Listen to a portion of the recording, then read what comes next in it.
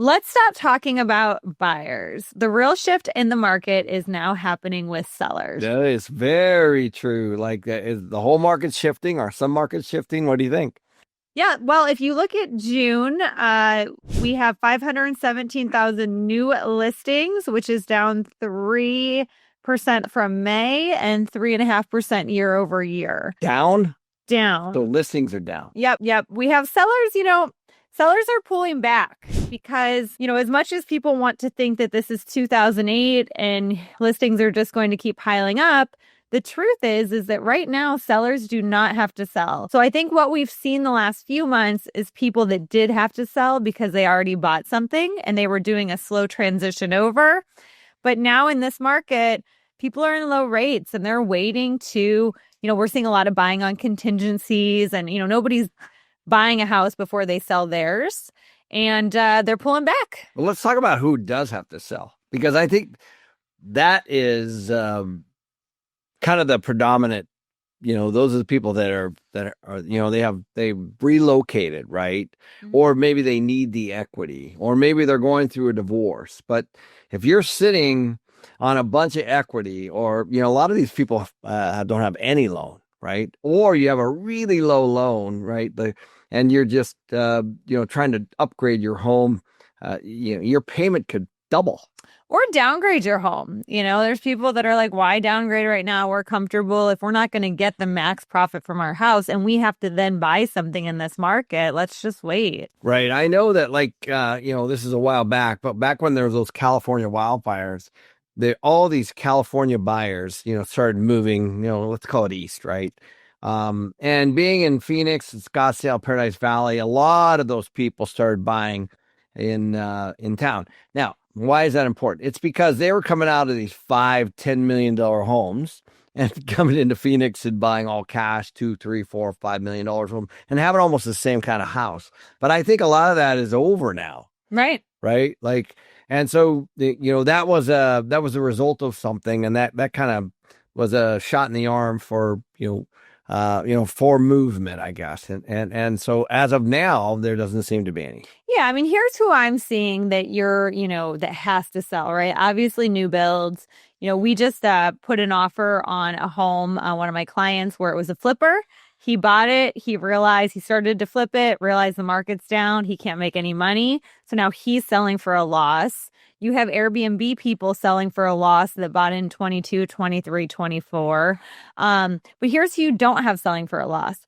People that can rent it out long term, or people that live there. Because Unless, to your point, they're divorced or relocated, there's just no reason to sell the home. Why would you sell your home on a fire sale to then have to buy something in the same market? It doesn't make any sense. And I'm seeing this, I'm selling a condo right now and we have it listed for $350.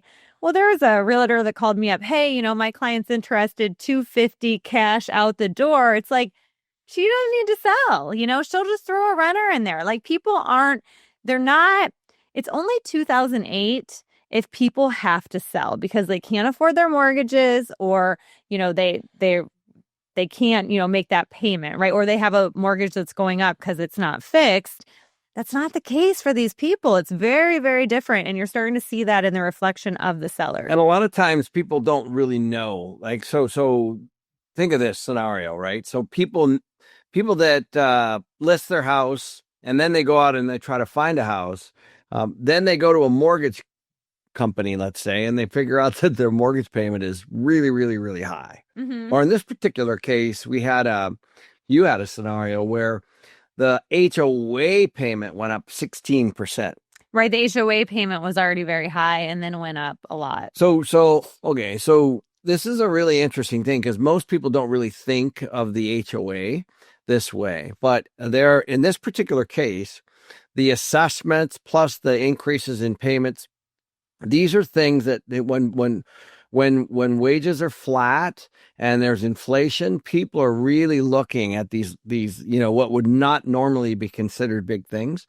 But the HOAs have been severely underfunded, largely because costs have gone up, but also their cost just to run them. So the cost to replace has gone up and the cost to run the association has gone up. So think of the landscaping and all the stuff that around the road repairs, the labor to do all that, and the materials and all those kinds of things have gone up. So costs have gone up, not just for the consumer but for the business owner. And so if you're managing an HOA or you're inside of an HOA, you should be watching this, because in this particular case, Danille, you might have lost the deal over this. Yeah, absolutely. And you're starting to really see this in Florida. So on our YouTube today, somebody commented that the Florida market is on fire sale. And I commented, well, is it the condos or is it the single family homes? Because in Florida, they put in new regulations after that building fell that, all these condo associations have to like update their buildings, get them to code. They have to have all these additional reserves, all these things. So they're putting like 25,000, $50,000 per unit assessments on these condo owners to make up for this. Yeah. So because of that, and the guy on YouTube responded, the condos, right? It's mostly the condos. Well, yes, because these assessments are increasing people's costs dramatically, which then makes people have to sell, which then creates kind of a crash style incident, which is happening in a lot of the older Florida condo markets, right?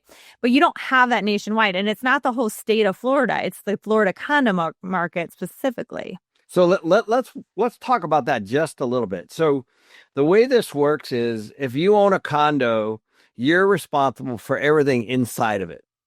The HOA takes responsibility for everything outside of it. So that's a good way to think about it. So what they're doing is they're running the condominium association for everything outside of your unit. So that could be the paint. It's certainly the landscaping. It's the roads. It could be security gates. If it's the common area pools and gyms and all that stuff. So there's all these things, and what happens is the homeowners, they do not like increases, right? So let's say a landscape bill went from $20,000 to $25,000. Well, that's a $5,000 difference, obviously. Well, they're not going to go to every single person and say you owe $3 or $4 or $5 more per month. What they do is they manage this over time, and all that stuff started to creep up. So think of the common area water bill or a common area light bill or whatever it is. Like we had one where these people crashed through the gates and they broke the gates to pieces, right? And it was a $30,000 or $40,000 bill because it was not. They actually hit the pole, they ruined the gates, and it was a mess, and they had to redo them. Well, that could be an insurance claim, sure, but it could also not be an insurance claim depending on the deductible. So what happens? That gets passed on to the people that live there, period, right? And in Danille's situation, where she had a homeowner trying to sell a condo, they completely redid a pool area, right? And it was just a ridiculous amount of money, like $100,000 to do this pool. Now, why would it be that much? It could be because they kicked the can down the road forever, and they weren't maintaining the pool over a long period of time, or maybe the pool was just at the end of its useful life. It doesn't really matter. The point is they spent $100,000 on the pool. So if you've got 100 people living there, you all owe $1,000. That's how it works. $1,000 times 100, $100,000. So that's how assessments work. Is they say, well, we need this done. And so what you have is these, I would call them, normal people that are doing normal things that aren't used to really managing businesses. And so and then of course they're living next door to the right, left, across the street from people. And they're like, hey, we need 20, 30, 40, 50 more dollars a month. And everybody says no. And so what's happening is they're not collecting enough money to maintain the property on the exterior. And so this is all coming to a head. And this is why the Florida laws kicked in, because when that building was essentially condemned, so there was an insurance component, but all those people that lived in there, they had a problem too. And so now there's this sweeping legislation rolling through saying all these reserve accounts and all these things have to be trued up. And so so why is that important? It's important because that monthly cost or that assessment is now on the homeowner. And if you buy that, you're now stepping into the shoes of them, right? So it's really important that you understand as you buy in this next cycle, or you're managing, or let's say you're trying to cash flow, that you understand what the reserve accounts are. So Danille just last week asked for what's on the balance sheet, how much in money in reserves do these HOAs have? Is there a special assessment coming? What's the condition of the physical plant on the outside? So when you drive in, you guys can generally tell, and you should be asking these questions, because what happened in her case is a lot of these realtors don't understand all of this, right? And so even the amount that they're collecting each month may or may not even cover what the monthly operating expenses are. Some of these are quite small, so it's easy to figure out. But some of these condo associations are quite large. You can have thousands of homes inside of these. So this is a really important piece, and this is one piece. But that's why that question was so good. Is it single family, or is it a condo, right? Yeah, because you are seeing things in certain condo markets, specifically Florida, because they have this new law that they have to have a reserve account for the structural integrity of the building. All of the buildings that are over a certain age have to have a structural assessment, which means there's going to need to be work done on the building. So you have to look at that specifically, because that creates some kind of downward pressure and almost like a crash potential, right? Just on those markets, and not even those markets, but those buildings, right? Because, people now, their payment is increasing. They can't afford it. They got to get out. Multiple, units in a building are going to be listed. They're going to be competing against each other. And that's what we kind of saw in 2007, 2008 on a national scale because of these adjustable rate mortgages. It's not what we have right now.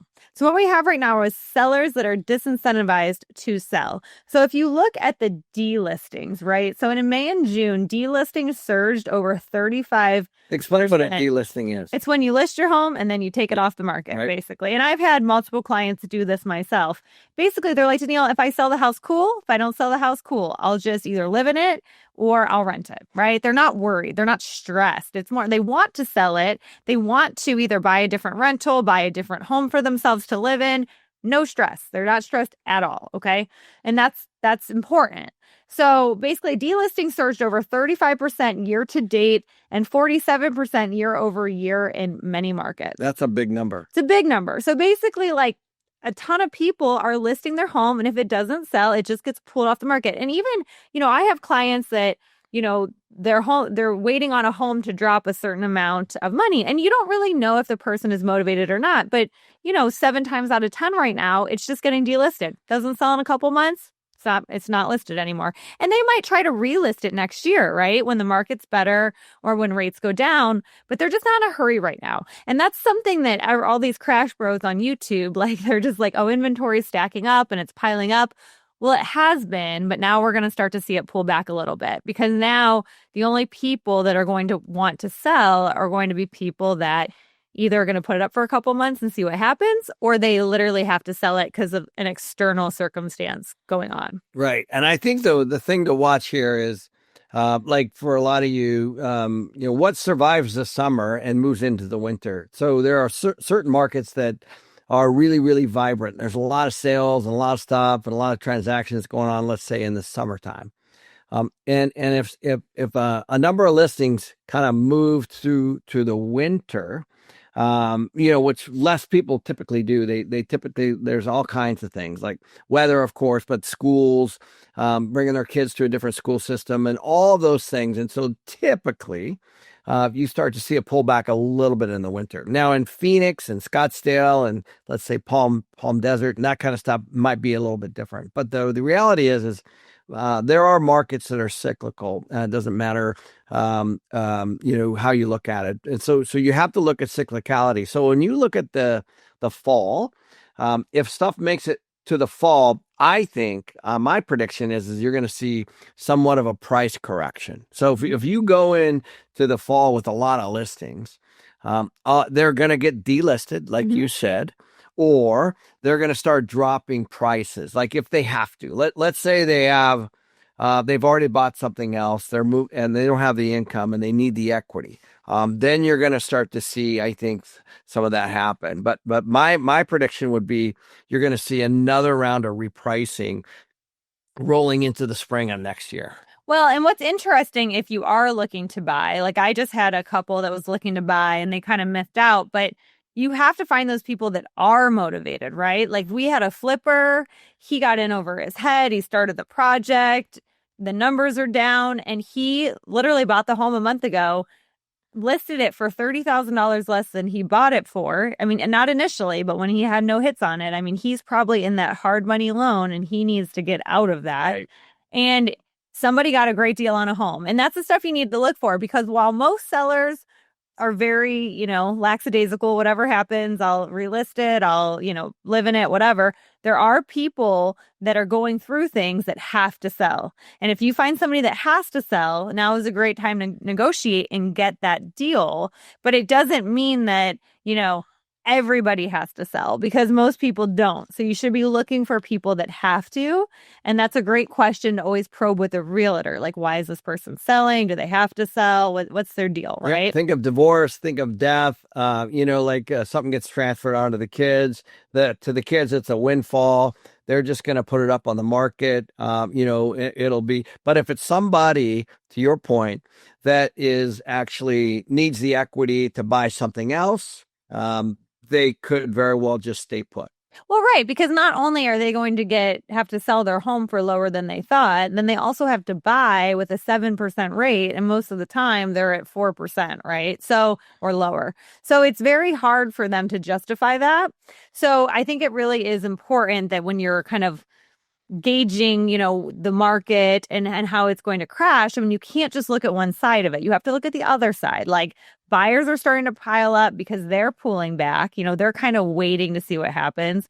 Well, most of the time, if that starts to happen, then sellers are going to pull back and see what happens. And as this stagnation in the housing market continues, more sellers are just going to wait than list at all, right? Like right now, you were having people list and then delist because they're like, oh, wait, the market's getting really slow. I don't need to sell. But as we roll into fall, it'll be interesting because a lot of people that were going to sell might just say, let's just wait, right? Let's just not even list it right now. Let's just wait to see what rates do in May or whatever, right? So it'll be very interesting, but you can't just look at one side of the equation. The sellers create the supply. So if the sellers are starting to pull back and the buyers are starting to pull back, then that means you're going to have a more balanced market. Yeah, and the one thing to think about is a lot of people base their net worth based on the equity in their home. Like it or not, they're going on to Zillow, they're checking this stuff out.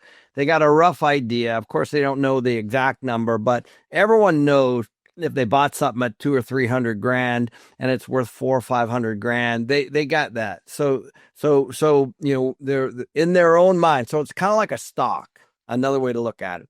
And so they're sitting there and they're like, well, I'm not getting anybody paying me for this, so I'm just going to wait. Because why would they wait? Because they're like, well, maybe it'll go back up, kind of like a Bitcoin play, right? Like they don't have to sell. They're just sitting on this equity.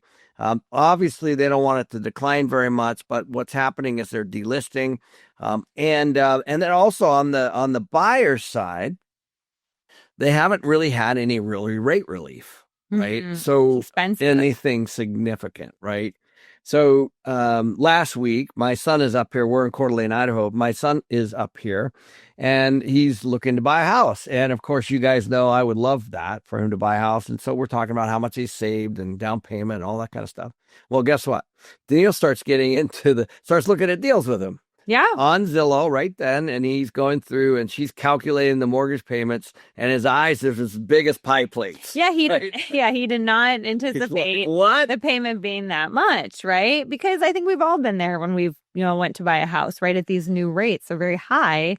And, the rate he was looking at for like a starter home was going to be after taxes and insurance, like a little over $4,000 a month. I mean, that's a lot of money. And that's right?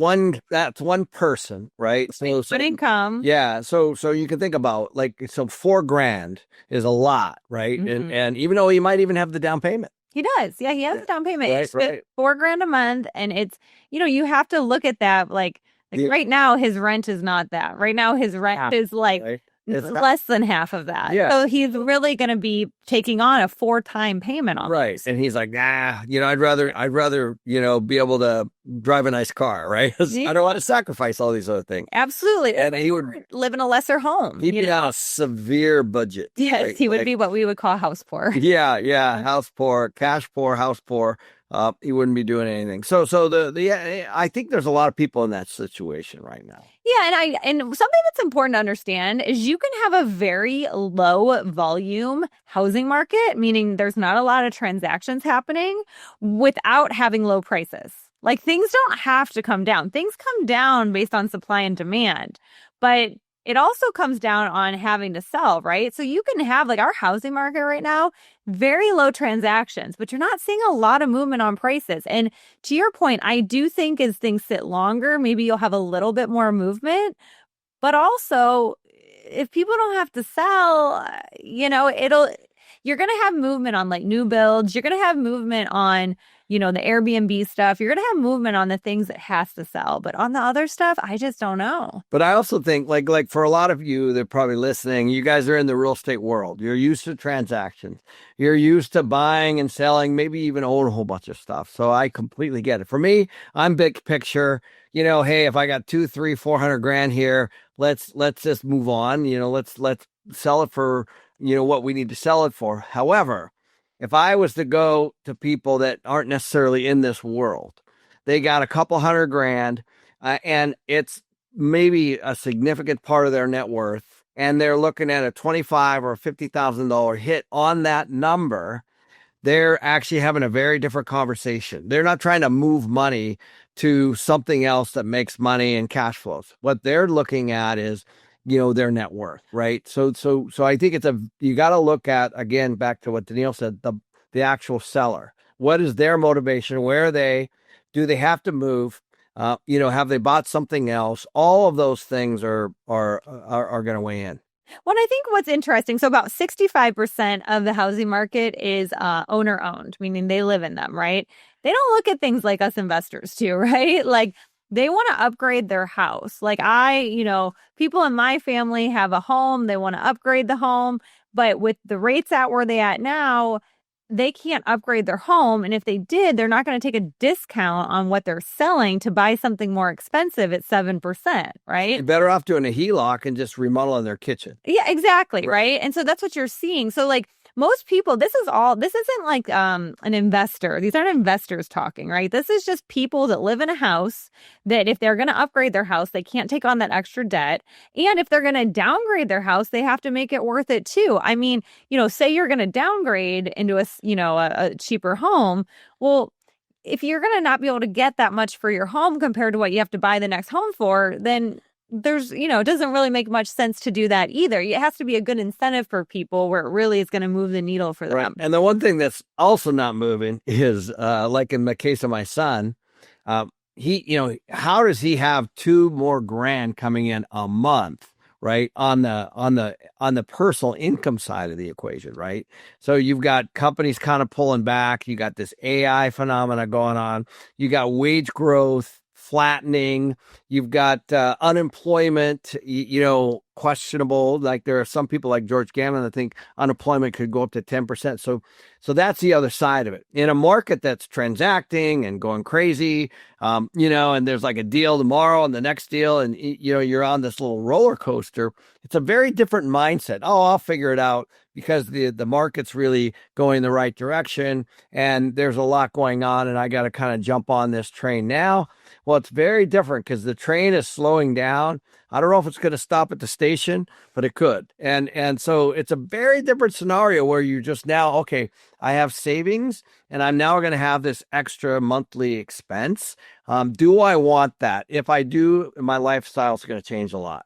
Yeah, absolutely. And I think the housing market sees a big brunt of this just because it's a big conversation. But, also everything's slowing down, right? The car market's slowing down. The service industry is slowing down. Less people are getting their hair done. Airbnbs are slowing down. Less people are going out to dinner. Like there's gym memberships are down. Netflix is down. Like you start to look at, these monthly subscriptions, anything that chips away at somebody's, call it their monthly expenses. What happens is in good times, people start loading up. Oh yeah, we're good, right? And then in times of, let's say now, they're starting to pull back. They're starting to look at what are my necessities, what are my needs versus my wants, right? Absolutely. And you're going to keep seeing this as we go into, next year. Now, Trump has talked about bringing rates down when he, gets in his new Fed chair.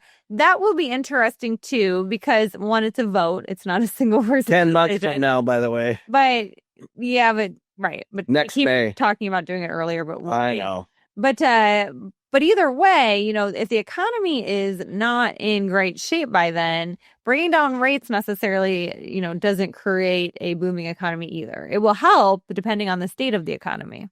My philosophy is that Trump really wants rates down because he knows that lower rates are going to create a bubble again, right? They that's what they do. People start buying stuff, they start consuming more. That creates bubbles, first small, then larger over time. And I think that what it'll do, it'll mask over his tariff tantrums, you know what I mean? As the tariffs are going to come, they have to be. Somebody's got to pay for these, right? If we're manufacturing stuff in the U.S., it's going to cost more. The labor is going to be more. Things are just going to be more. By the way, I have no issue with Made in America, but the point is it's going to trickle through in the form of prices. So I think it would be great to be able to mask that with these lower rates and say, well, Powell created the bubble, not me, right? Well, and here's the other thing is people always talk about bubbles like they're a bad thing, and they really can be because they price people out of homes and they, the stock market goes crazy and everything else. However, bubbles also create a stimulated economy, correct, right? So they also create jobs. Money moves when there's low rates. Right. So, so there's a good and bad side of it because if you have high rates like we have right now, you're seeing the effect. Everything's starting to stagnate and it's a ripple effect. It doesn't happen all at once. So the longer these rates remain higher, the more stagnant the economy becomes. You start to lose jobs. It starts to affect those kind of things. So, there's a good and bad side to the bubble or, a really stimulated economy. When the cost of debt goes up, it affects everyone because cash flow goes down, period. Right? So we're talking about credit card debt. We're talking about auto debt. We're talking about single family or investment, whatever it is. When the cost of debt goes up, all things being equal, then your cash flow goes down. And so that's what's happening right now. We're starting to see it at the consumer level pretty heavily at the moment. What's pretty interesting, though, is we were talking to one of your friends this weekend, a very smart, person, kind of in the same business as you. And he was saying he does not actually think there'll be inflation. He thinks prices will, that's why I love it. Like remain more stable. This is the guy that I would listen to too, right? Like I highly respect. And so that'll be interesting. I think a lot of people think that, it depends on which side of the fence. There's no question that the tariffs will create some inflation. However, it will also create more competition and it could potentially drive prices lower, right? Yeah, that is another. Well, and then the companies, like I know that in the service industries right now, you're seeing some decreases in prices, right? Like us ladies, your hairdresser, my esthetician, I'm starting to see dropping in prices because they're not busy enough. So if people won't pay the prices, then the company has to absorb them. If the company doesn't have to absorb them and people pay them, then prices go up. And if not, then prices can remain stagnant as long as the margin's big enough. So it'll be interesting. Trump's saying that the companies are going to absorb them. Other people are saying that people are going to absorb them. I think it just depends on if the people choose to absorb them or not. Well, they will or they won't. But right. It also, he makes a good point, though. Should all of our parts of our cars that we're buying, the consumer, be made in Canada and Mexico? That's a heck of a point, right? Or should they be made in Detroit, or Ohio, which is where you're from, right? Like you saw what went on there in those markets, right? They got decimated. When the car manufacturing moved, as an example, to other parts of the world, it made it cheaper for the consumer. Period. Right. That's why you do it. And then the next thing if it moves it all back, there's no way that people are going to work for those kinds of prices. Yeah, absolutely. That's why you got this T-shirt for like $5 on Amazon. Thank you. $5 from Amazon right here. Yes. You're bragging about it this morning. I was. But no, but it is true. And it will be interesting, moving forward. But there's a lot of unknowns in the economy right now. There's a lot of unknowns in the housing market right now. But you shouldn't just believe all the hype. You got to look into the details of everything. And if somebody tells you they know what's going to happen, they don't because there's so many variables. But you do have to look at now the sellers are pulling back. That's an important piece of data that you can't ignore. So let's talk about some actionable things that people can do before we wrap up, right? So what I'm doing is looking for property distress, not market distress. It's a big difference. Property distress versus market distress. So you want a good market, but you want to find properties that are in distress. I'm going to use that with my clients. I like that one. Well, it's a huge difference. So here's what happens. Like there's somebody somewhere in some market that's great that overpaid, got it, is in an adjustable rate. They're in a construction deal. They bought something. The tenant moved out. They're sitting on something vacant. Their expenses are up. They're part-time in it. They live out of state. Whatever it is, guys, those scenarios exist, trust me, in good markets. So first pick a good market, then go find that kind of distress. And if you're out there in a network of people, you will find those deals. And here's your competitive advantage. Most realtors don't even see it. Like, you know what I mean? No, they just see a house as... all they see is a listing, right? Right. So your job is to have the knowledge to see what no one else sees, right? So go find that building that's vacant, that's worth less than it would be if somebody was in it. And then figure out if you could put a tenant in it, or go find that new construction deal where it's one person that's doing something else and it's a side project, and they're paying 8 or 9 or 10% hard money or construction loan or whatever. They're stalled or whatever. Like we're looking at deals like this right now. We just made an offer on a deal last week where an actual developer, not anybody that's necessarily should have ever been in trouble, they're in the middle of a deal where it's 50% leased. The place is done. They're still on the construction loan and they can't get bank financing because it's not stabilized. So we made an offer on that for, guess what? The construction debt. Like, you know what I mean? Which means all the equity's gone. Not my problem. I don't know where their equities came from or whether it was syndicated or a big pension or a family office. I don't know. The point is I'm paying for what I believe it's worth.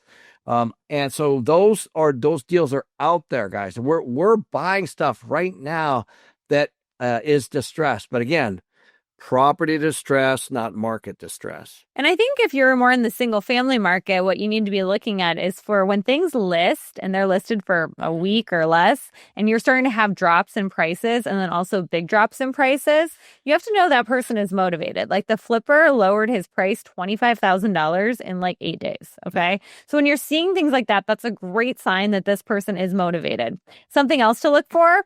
I always say find an Airbnb, you'll know because it has bunk beds. But if it was bought in 2022, 2023, if it was bought in like 2019, once again, they're probably not that motivated. They're in a very low rate. But if it was bought in 22, 23, 24, I'm telling you, that person is most likely motivated, right? You also have to look at some of these adjustable rate mortgages and, have your realtor probe with the listing realtor, right? Like, what's their deal? What's their financing? Are they an adjustable rate mortgage? How motivated are they, right? Because once again, if you bought a new build and you had, the builder buy down the rate for 2 years, then you were told rates were going to be lower at that point and you believed it, you're now motivated because now you have a rate that's going up.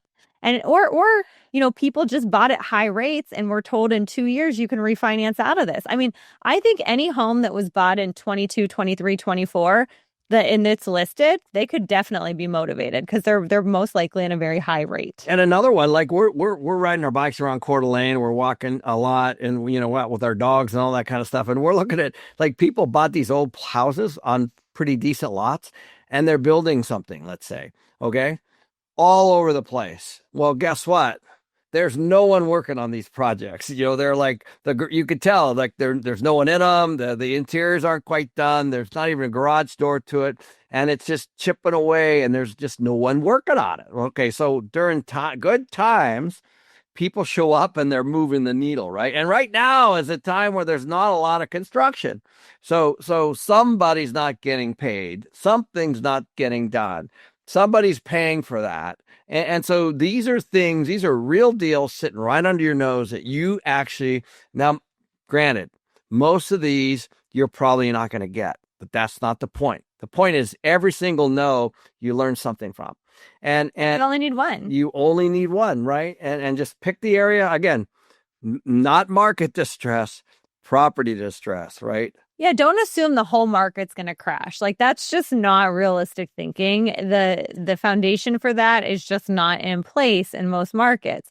But if you think there are certain people that are in trouble, yes, there is going to be distress on certain properties. So instead of looking at a market and just waiting for it to crash like everybody else out there, start pinpointing specific properties that are in distress and try to get the best deal you can, because right now you have a lot of leverage. If rates start to go down to 5% like Trump wants to do, way less leverage, because then people can then refinance out of that bad debt that they're in, and flippers can start flipping again and making money, and there's just not a lot of stress. The stress is right now. So you need to jump on this before rates go down. Yep.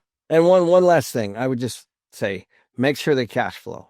Yes. Fixed rate debt, make sure they cash flow. Those are the two rules. Cash flow with a long-term cash flow with know your mortgage today, tomorrow, 1 year, 5 years from now. That's what you want.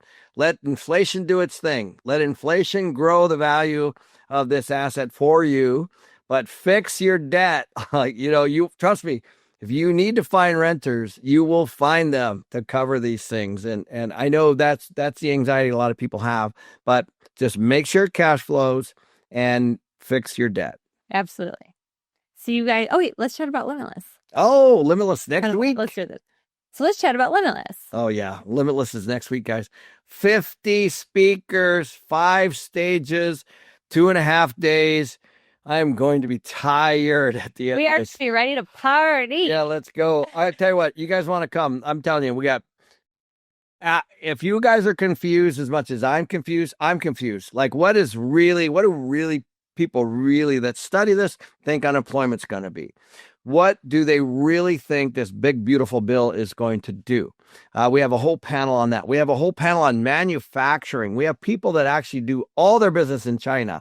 What is it doing to them? We have people that are going to talk about, obviously, where they think interest rates are going to go. So now, obviously, all opinions, but we try to get real people doing real things. These are not huge paid speakers. Actually, none of them are paid. They're all just people that are actually telling you the truth. Like, this is what I'm seeing right now based on what I'm doing.